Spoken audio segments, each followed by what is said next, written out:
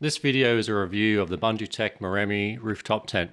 So we've owned this tent for about 2 years now, and during that time we used it for an 18-month trip around Australia. We've taken this tent to some pretty remote and pretty rough places. It's probably done at least several thousand kilometres of corrugated dirt roads. But we've probably spent about 250 nights total sleeping in the tent. We've definitely put it through its paces. We bought this tent not long after they became available in Australia, and it looks like they've since brought out an updated version called the Maremi Extreme Light. Quite similar, but they have made some small improvements. But from what I can see overall, they do look more or less the same. This review is based on our experience only. We're going to talk about some of the good points and some of the bad points, some of the things we liked, some of the things we don't like, and show you a few things along the way.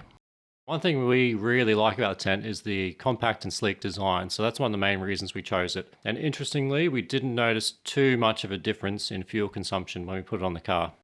The tent attaches to roof racks via large bolts, which are nice and secure. We've never had any problems with those. A minor issue with the tent is the tent does sometimes bulge out of the side. So say you're driving down the highway, you got a lot of air hitting the front of the tent, some gets inside and it forces the tent material out of the side. One way to try and mitigate this was by installing a rubber seal around the front of the tent, which has helped a little bit, but it still does pop out from time to time. The Maremi is not lockable. We wanted something lockable, so all we did was bought a lockable strap. It wasn't very expensive, and we just run it around the tent through where the ladder attaches. It's only going to stop any opportunists, but that's all we were after. The roof racks have been great. Issues with them, the bolts supplied are galvanized, however they quickly rusted being on top of the tent and exposed to the elements. Another problem with this tent is where the roof racks attach, the rails that the roof racks attach to, they're a low point on top of the tent, and depending how your car's parked, if it rains, water pools there. There's a number of cracks in the tent. I'm just showing you a couple here now, a couple of the easier to get to ones. So these cracks first appeared roughly about 6 months ago. So at that point in time, we'd owned the tent for about a year and a half and had done a lot of kilometers with the tent and spent a lot of nights sleeping in the tent. So this combined with pooling water has caused a number of leaks. When the tent's set up, it's not really a big issue because the water just drains straight off anyway. But when the tent's packed up and it rains and water pools and gets inside, that's not so ideal. One thing we love about the tent is it's really, really quick and simple to set up. We timed ourselves once. It took us 3.5 minutes to set the tent up. One reason we went with a wedge-shaped tent is because we thought it would be better in wind, because you can angle the front of the tent into the wind. It actually was still quite noisy even when we positioned it like that. It was definitely better aimed into the wind, but it still flapped around a lot as there's nothing to really keep tension in the sides of the tent and the tent material. One of the really strong points about this tent is the ladder. It's got a great ladder. We've had no issues with the ladder. The attachment points are really strong, no problems there. One issue with the rear awning is that there's an aluminium pole inside the rear awning to keep it rigid when it's set up. Over time, this has ripped holes in the tent material, so now it's starting to poke out and sometimes it'll slide out.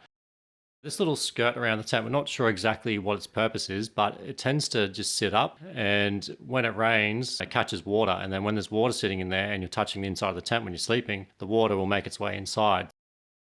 We went out and bought a new mattress, which is 70mm thick. I believe the new versions of the Maremi now come out with a 60mm mattress as standard. When we bought this new mattress, it cost us about $200, but it was money well spent because it was far more comfortable than the original. You've got sort of this sandwich plastic floor, which is perfectly strong. It's on top of an aluminium frame underneath. One problem with going with a thicker mattress, because of the wedge shape of the tent, you get less clearance at the foot end of the tent. So for most people, this won't be an issue, but for somebody who's tall like me, 6'3", it gives you less room for your feet and essentially makes your internal length of the tent shorter because you can't use as much because your feet hit the top of the tent, which is really uncomfortable. So I wouldn't recommend this tent to anyone who's probably over, say, 6 foot or 6'1". The hinges that attach the top of the tent to the base are nice and strong, no problems there. Here you can see once again the water that's leaked inside the tent due to where the water pools and the cracks in the plastic.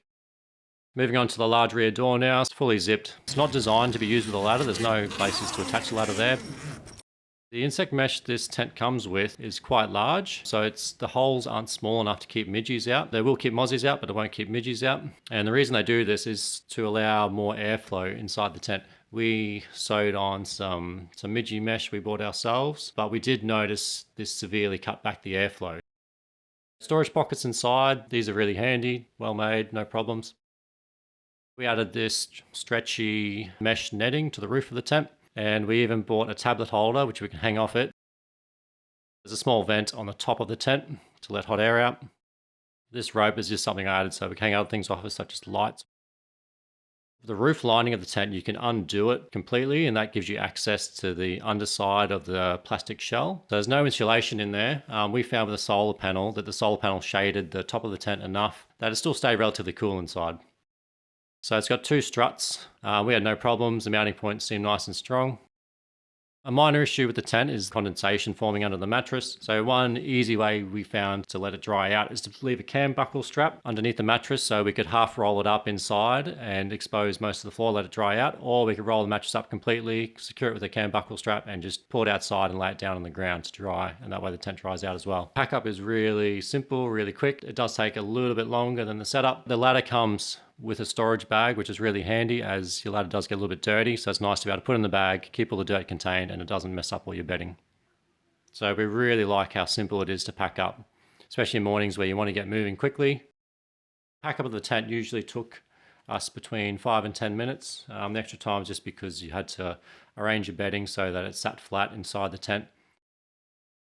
So when we were looking at buying a rooftop tent, the hardest part was actually getting to look at tents in person. It was just so difficult. So we bought the Moremi sight unseen, so it was a little bit of a risk. For what we paid for the tent, $1,900 delivered, and the amount of use we've got out of it and the places we've taken it, we're still happy with the tent.